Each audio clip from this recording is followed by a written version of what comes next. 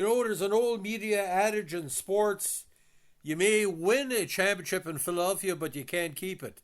When I say that, you look at the Flyers of the 70s, you look at the 76ers, there's never been really a pure 5 or 10 year dynasty in Philadelphia. And that could be put in the same category as the passing of this short-term Philadelphia mob boss.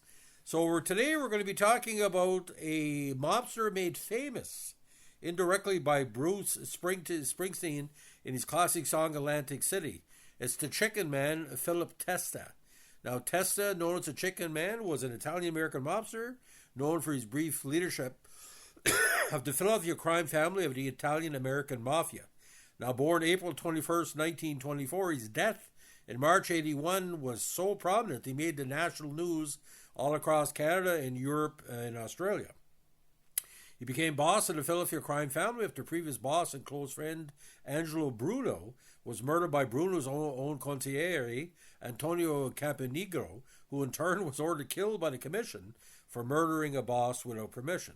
Now, Testa's nickname came from his involvement in a poultry business. About a year after Bruno's death, he was killed by a blast of a nail bomb at his home in South Philadelphia. The assassination was allegedly ordered by Testa's own underboss, Peter Casilla, as part of the Second Philadelphia Mafia War. And when I say a nail bomb, ladies and gentlemen, it was a bomb of nails. No kidding. Now, Testa was born to a Sicilian immigrants in Philadelphia and lived in South Philly with his family in his teen years. In South Philly, he met and befriended future mob boss Angelo Bruno.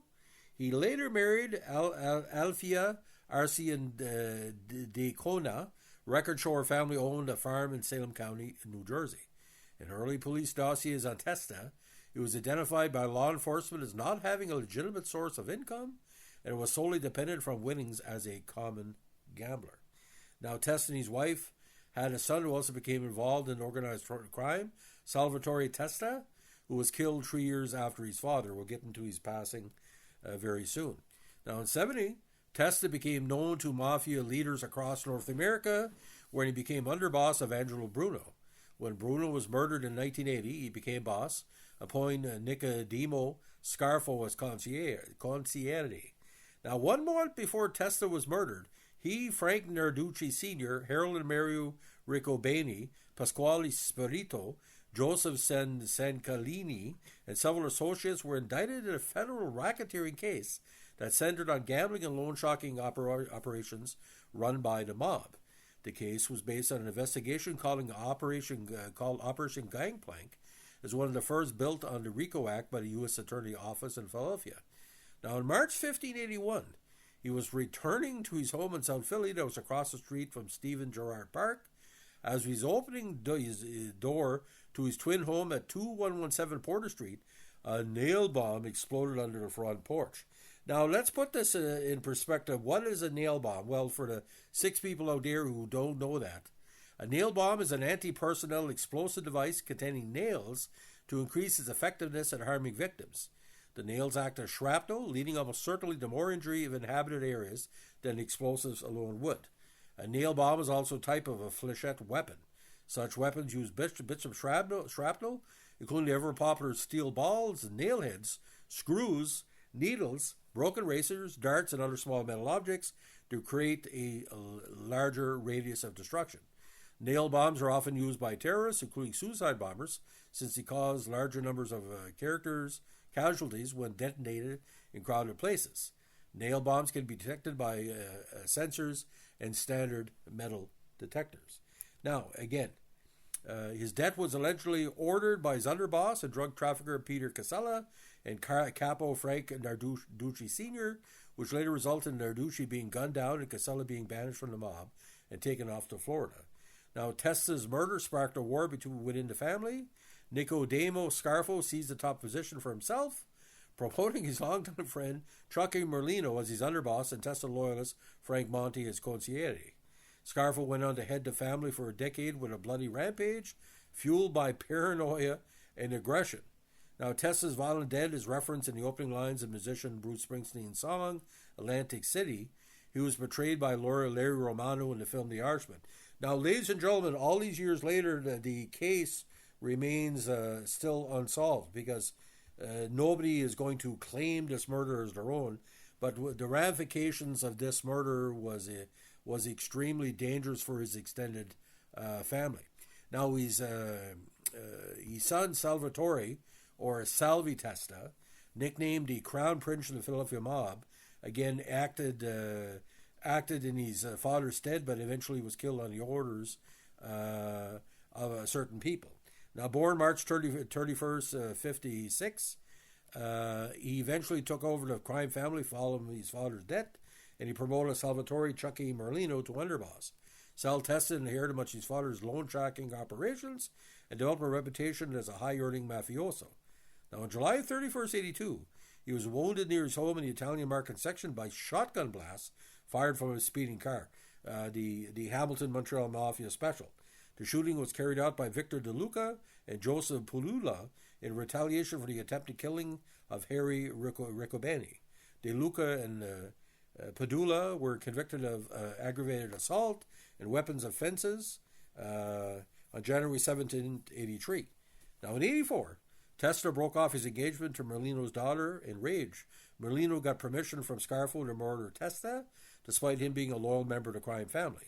However, Merlino developing a drinking problem, which caused Scarfo to promote Merlino and cut off ties with him. Now, in 84, Scarfo ordered the death of Testa, one of his capos and his top hitman, as Testa's ambition and growing popularity made Scarfo feel threatened. On September 14, 84, he was shot by Salvatore Wayne Grande. He was found shot to death at the side of a road in Gloucester Township, New Jersey. About 300 people attended his funeral procession on September 20th, 84 at St. Paul's Catholic Church in Philadelphia's Italian Market section. He was interred alongside his father Philip and mother Althea at the family plot at Holy Cross in Yearden, Pennsylvania.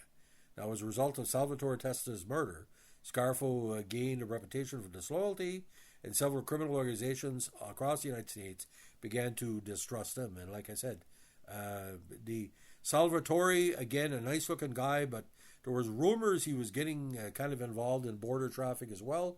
According to my sources with the Montreal Mafia, he was becoming almost like a connection between the Ontario and Quebec traffic all the way to Conococheague Mohawks with parts of Pennsylvania, New York, New Jersey.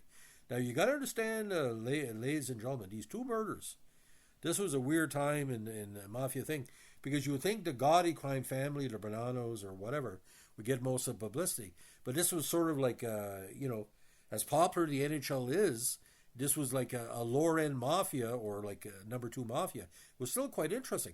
But, I mean, if you're going to kill somebody using a nail bomb, I mean, you're ripping apart a person. Now, I want to give you a little bit of the lyrics of Atlantic City, and I did a previous podcast on it. And ironically, ladies and gentlemen, in Death by Springsteen, maybe it's one of the two most important lines of any song he's ever written. Now, well, they blew up the Chicken Man in Philly last night. Now they blew up his house too. So basically, Atlantic City, the song, was a departure from Springsteen, who was going more to folk rock or what he called story rock. But I mean, my dad said it takes an awful lot of guts to put a nail bomb and make sure they're going to kill them. Maybe he would have been a delivery boy. You know, I mean, opening the doors like a car bomb. See, a car bomb is different. See, every mafia wants to kill off people different ways. You want to do it in public.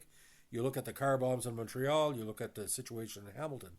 And I'm not saying I'm an expert of a U.S. mafia, but my God, ladies and gentlemen, you put that all there. I can see them packaging all the nails and whatever's together. We still don't know, because from what my sources told me, he was 2 pounds heavier after the bombing than he was when he went in.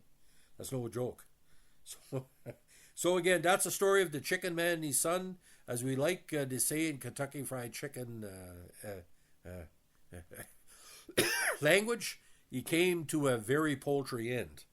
Like I said, I think that's the last major mafia figure to be blown up by a nail bomb, in my memory, unless people want to correct me. So, ladies and gentlemen, if you like what you're doing here, we're our Mafia podcast, talking about the good, the bad, the ugly of mafia traffic in North America. Thanks for listening, and don't forget, keep your stick in the ice. Have a good one. Bye.